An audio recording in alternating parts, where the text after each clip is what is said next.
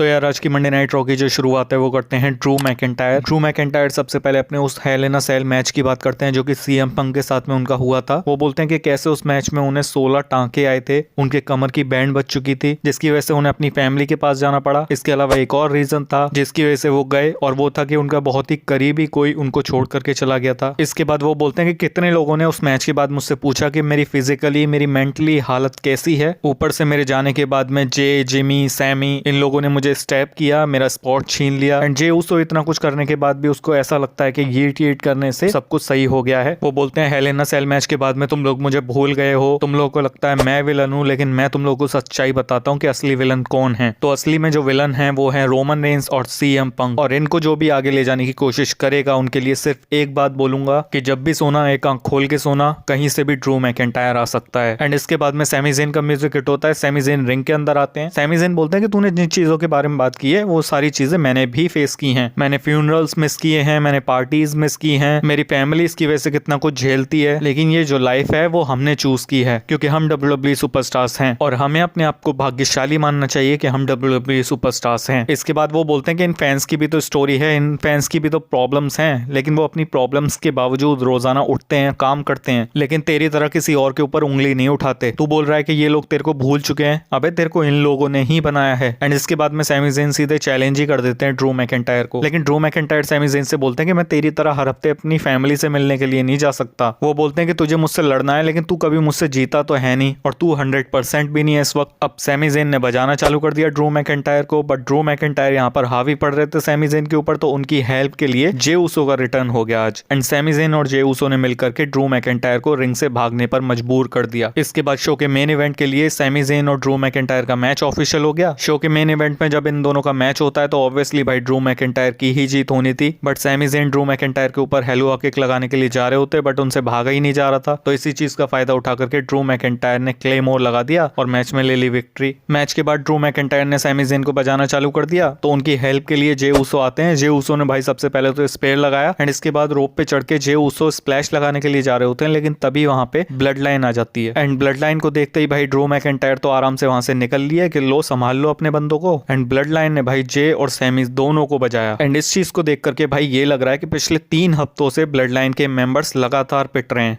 लेकिन Roman Reigns को घंटा फर्क नहीं पड़ रहा। एंड इस साल तो भाई ऐसा लग रहा है कि रोमन रेंस अब किसी शो पर आने भी नहीं वाले। तो ये चीज यार बहुत अजीब लग रही है कि ओजी ब्लड लाइन के मेंबर्स पिट रहे हैं, बाकी रोमन रेंस सोलो सिकोआ को मैच के लिए चैलेंज करके गायब हो गए। तो आप लोग का इसके ऊपर क्या विचार है कमेंट में बता सकते हो। बाकी वीडियो के अंदर इतना ही। WWE की इन्फॉर्मेटिव वीडियोस के लिए चैनल को सब्सक्राइब और इस वीडियो को लाइक जरूर कर देना। मिलते हैं नेक्स्ट वीडियो के अंदर।